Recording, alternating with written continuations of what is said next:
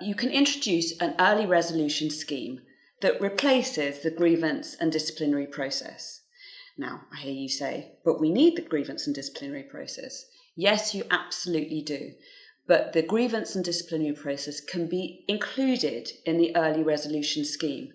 By just calling it an early resolution scheme, you're moving away from I'm going to be aggrieved or I'm going to be disciplined, I'm going to be blamed or shamed, to I'm entering into a process where I'm going to look at resolving this issue. So you're changing the psychological contract between the employer and the employee to from grievance and disciplinary to early resolution.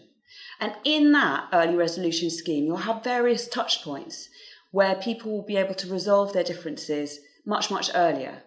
They'll have, for example, a peer coach, someone who I can go to and say, I've got a problem, I don't like the manager. And instead of them saying, no, I don't like the manager either, they'll say, tell me more about it.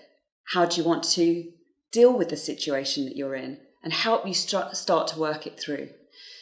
You'll have managers that have resolution skills, that know the dynamics of resolving conflict, know the boundaries, confidentiality, impartiality, and also know their limits, because managers can only be impartial up to a point.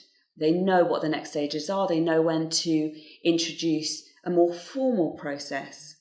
So instead of this, I'm aggrieved, I'm disciplined, I'm wrong, I'm looking at, I'm in a situation that needs to be resolved, and how am I going to do it? And what tools can I use to do it?